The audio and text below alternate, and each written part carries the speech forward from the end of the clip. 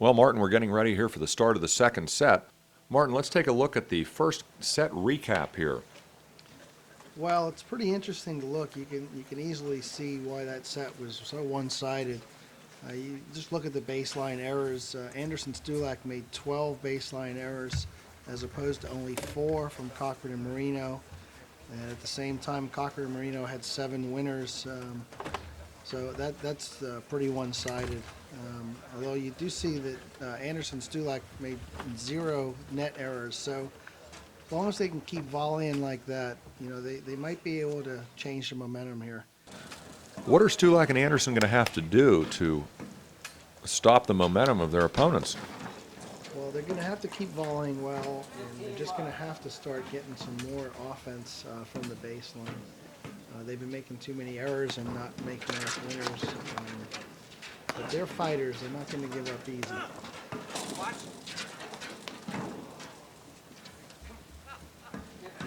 The momentum in paddle tennis or platform tennis can really change very, very quickly. So just because it was a quick first set doesn't mean this is going to stay that way.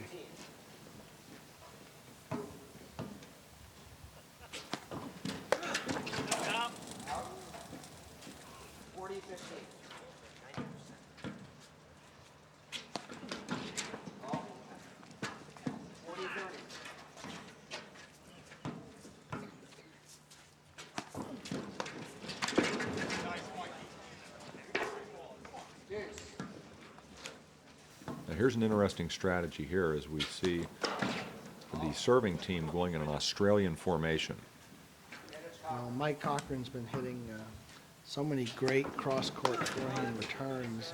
What they're doing is trying to take that shot away from him, force him to hit straight down the line, just trying to make him hope that he makes some more errors. And if he does pass them, it's easier to play the ball off the screen when it's hit straight into the screen than if it's hit cross on television. There you see a blitz from Mike Cochrane. Nice exchange here. So, Great hands by Cochrane at the net. yeah, he's very quick, and that's why he's fun to watch, because he'll just decide to go running up to the net for no reason and not let his partner know. And it worked out great for him there. Huge break of serve right there, right off the bat.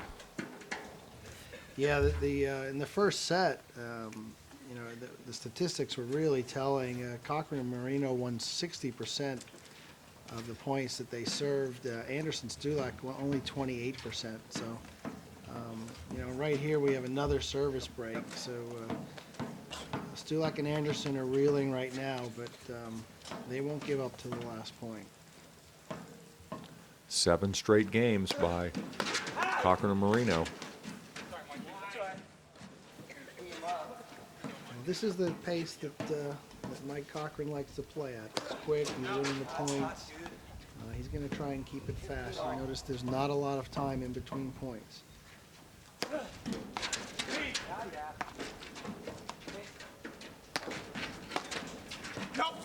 another miss by Bill.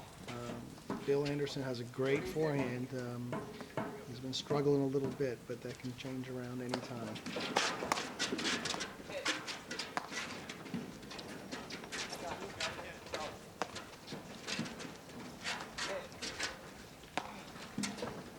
As we mentioned at the beginning of the broadcast, 3 out of these 4 players are 34 years of age.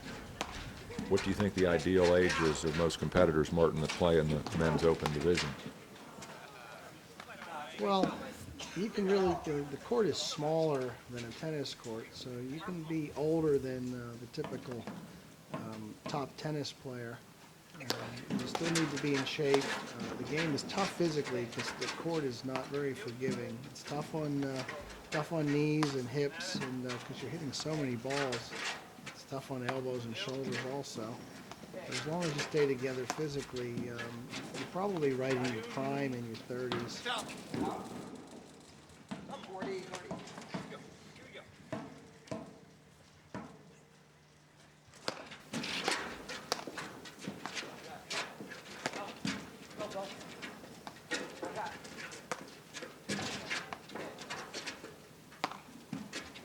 Right now, Bill and Mike are just lobbing the ball up, trying to trying to slow things down a bit, although there's Mike's favorite shot with that two-handed backhand. You know, the key is to make the drives when they're there, but make the other team make as many volleys as they can. There's another nice forehand.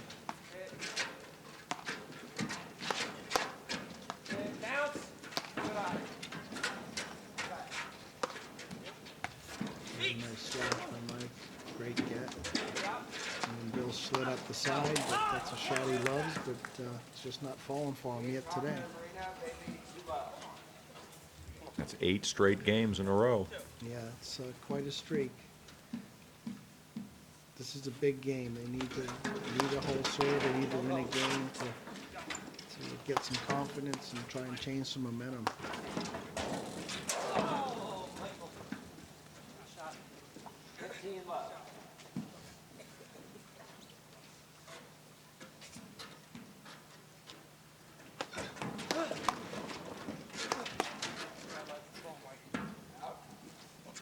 A lot of power by Cochrane, acknowledging that didn't mean to hit Stulak with the ball.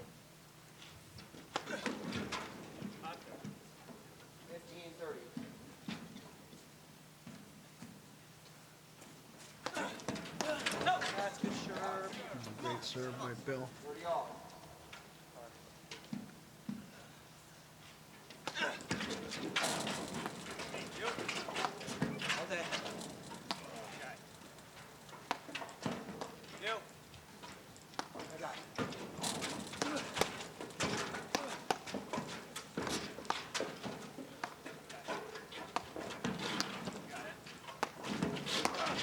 Great volley. That's in. Right out of the corner. If you slash the ball into the corner like that, it comes out at an unpredictable angle, and these players are so quick they can very often get them, but that was a tough one.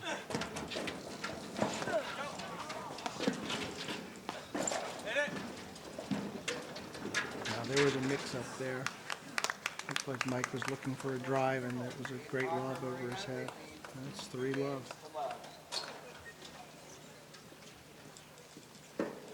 This is day 4 of the National Championship weekend. And Martin, if you could tell us what happened on the previous days, beginning with the President's Cup for both the women and the men. Well, on Thursday and Friday, we hold a President's Cup competition. On Thursday, there's the women's, and the President's Cup is 6 regions across the country, and 5 teams represent their region. And they play a team round robin. A lot of camaraderie. It's a lot of fun. A little more relaxed than the championships. And this year, actually, Region 4, which is a local region, won the women's. So that was a big favorite around here. Then on Friday, we had the men's President's Cup and the women's nationals. And the men's President's Cup is the same format. And so on that day, we had the women and the men President's Cup playing using all the courts.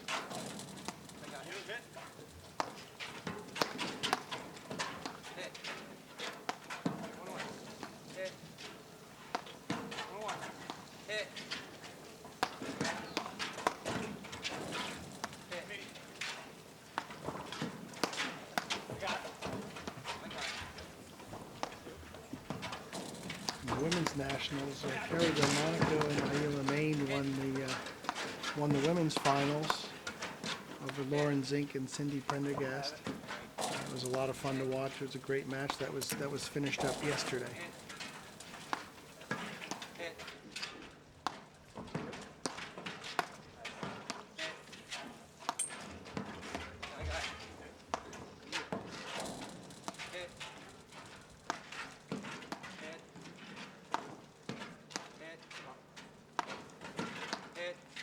They're just content, Martin, to dump the ball down the middle of the court with not a lot of pace. Yeah, they're just trying to be patient.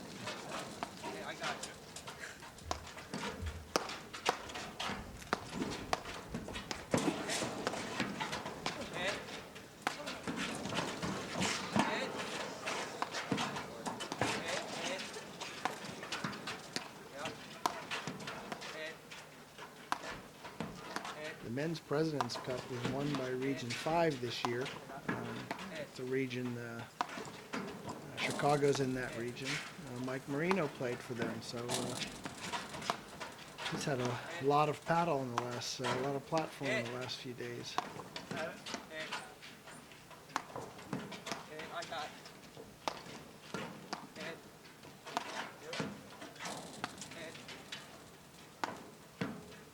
It seems like Anderson and Stulak are trying to be patient, trying to make the points last longer, trying to wait for some momentum change. This is a huge game here.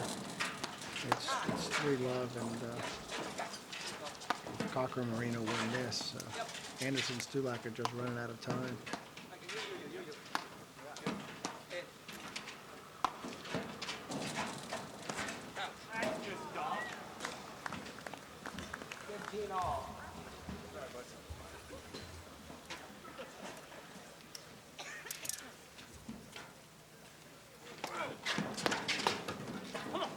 Great coach by Mike Cochrane.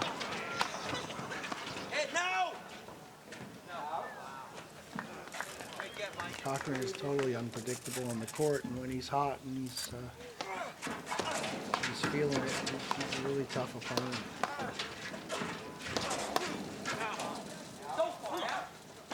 Missed that one wide.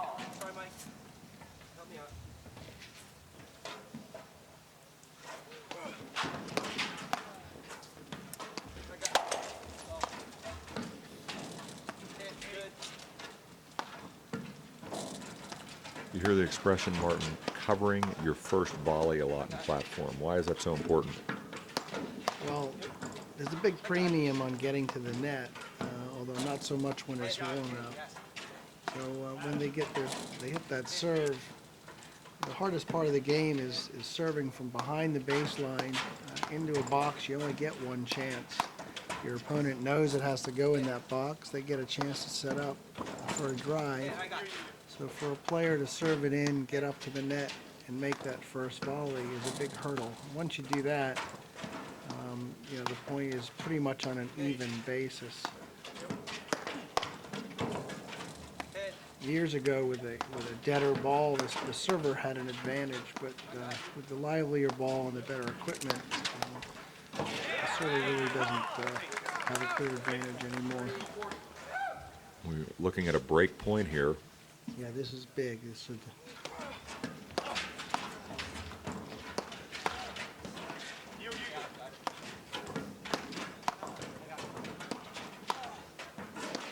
Very different volleying styles from Cochrane and Marino. Yeah, you see Mike Cochrane just taking a slashing volley at that ball and missing it. Whereas Marino, just earlier in the point, had sat there and made 4 or 5 volleys hardly moving. He's the steady influence on this team. That's why they're such a good team.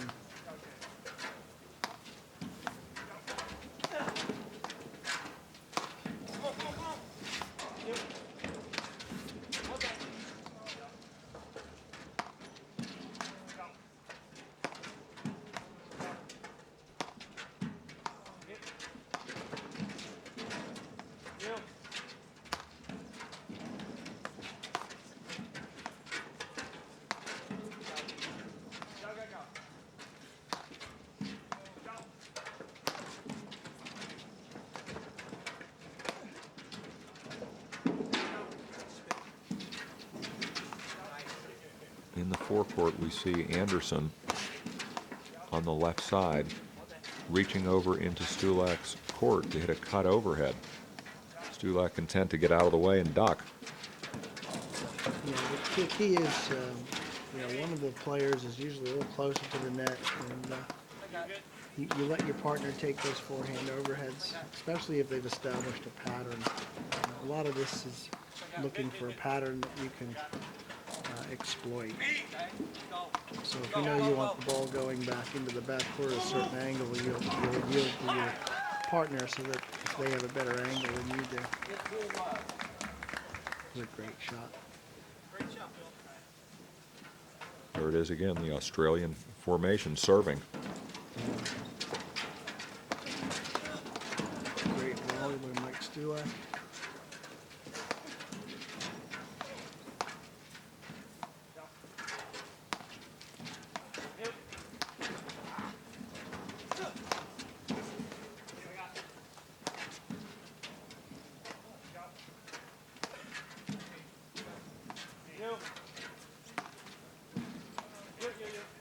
You notice Stulak placing the ball into Marino's backhand. I feel like if they can get it right in there, as with almost any player, right into the person's backhand and deep enough that they won't be able to drive it. There he tried for an angle, and Marino quickly cut it off. There comes the jumping drive. And creeping up, great shot. Fantastic point.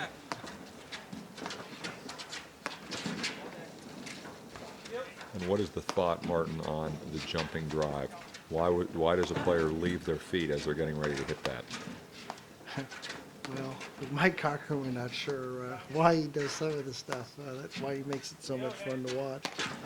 You know, he's an instinct player. He's very athletic. There's really not many people that play like him. He actually is right-handed. It looks like he's hitting a backhand there, but it's actually his forehand.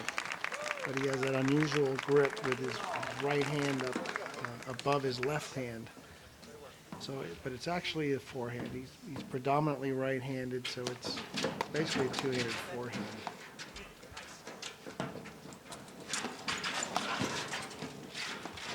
Come on!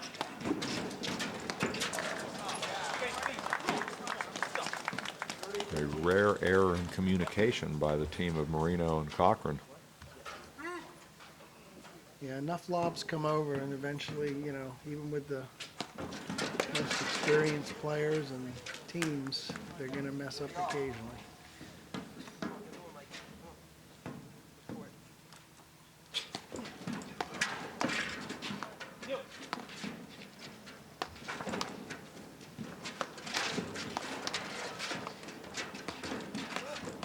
The big key to making these volleys is knowing where the ball's going to be hit before they hit it.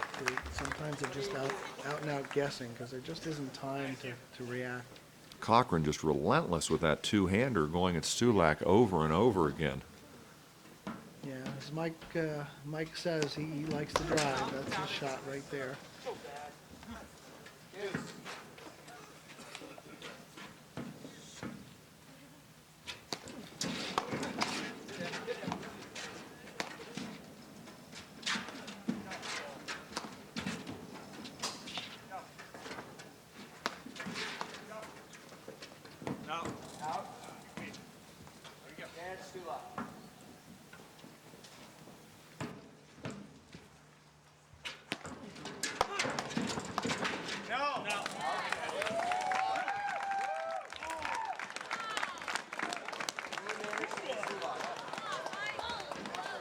Anderson and Stulak are right back in this set.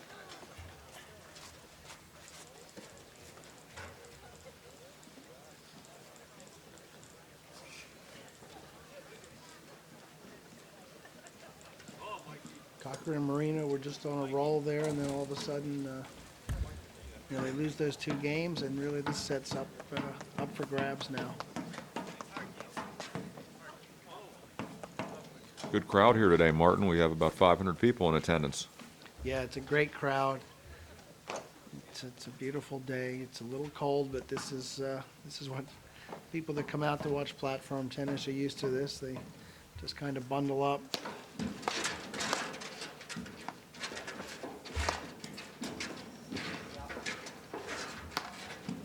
It's a perfect temperature to play the game.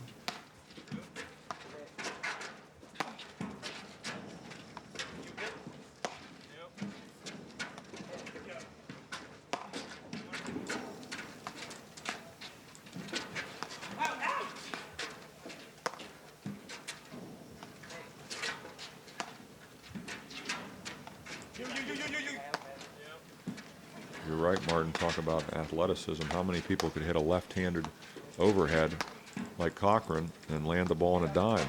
Yeah, especially when he wasn't expecting to hit it. There's a lot of communication out there.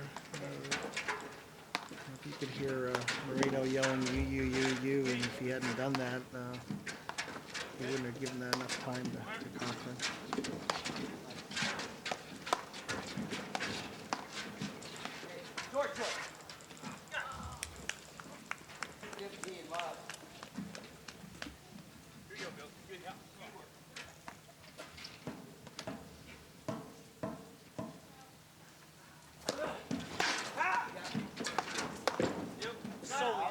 Another missed volley by Cochrane. 15 all. Sorry, Mike. Oh, great recovery. Is that done on purpose there? Yeah, Stulak pulls that out of his bag of tricks all the time. Phenomenal point by Anderson. Very nice. Anderson looks like he's starting to get a little more offensive here. He's starting to hit his forehands in.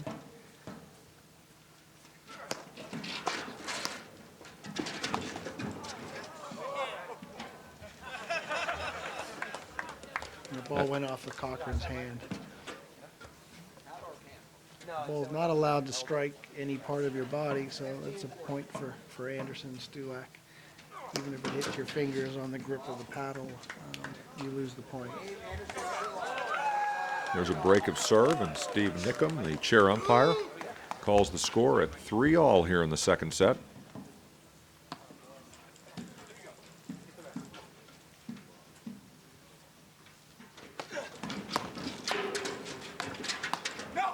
There's the blitzing tactic of Marino, the very quick player in the forehand court, hitting his return and following it in.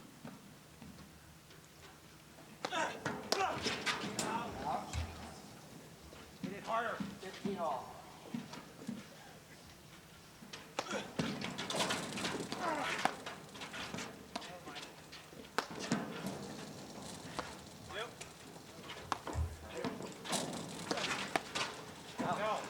It was a good spot on that drive. You noticed he hit it right at Bill Anderson's right chest there. It's a very, very difficult spot to make that volley if you have a backhand grip. So when they have the time, these players are driving at their opponent's right hips. And if they go higher, it's almost impossible. Of course, if you go too high, you saw it again there. And there was a high ball that may have been out, but Stulak couldn't get out of the way. Little swinging volley. Come on. Cochrane Marino, they lead 4-3. And Cochrane and Marino stop the bleeding and get a game back to take a 4-3 lead here in the second set. Yeah, this is a huge game now. The players don't take a lot of time, we've noticed here, in between games. Martin, how much time are they permitted during a changeover? I know in tennis it's 90 seconds. I don't believe the players take anywhere near that time. Would you say so? No, I think they're taking about 30 seconds here. These players all play quickly. They all basically want to get on with it. Platform matches seem to move a lot quicker than tennis matches. Well, the court is a lot smaller. Don't have to chase the balls. Great volley. Good recovery.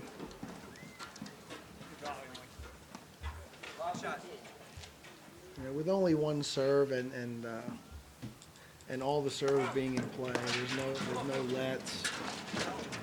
If you miss your serve, the point's over, and you go to the next point. So it keeps things moving. Also, for the average player, you're playing out in the winter, and the points don't look quite like this. And if you don't keep playing, you're going to get cold. And it's nice to have a chair umpire on the court. However, it's interesting because he is inside of the court, and you would think that he might get hit. Yeah, he definitely could be in play. You are allowed to play the ball around the net post as well. Hit, yeah. Hit.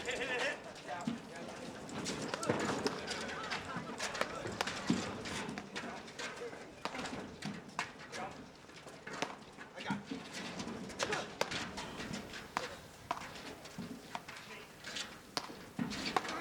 Come on. Yep. I got it. Yep.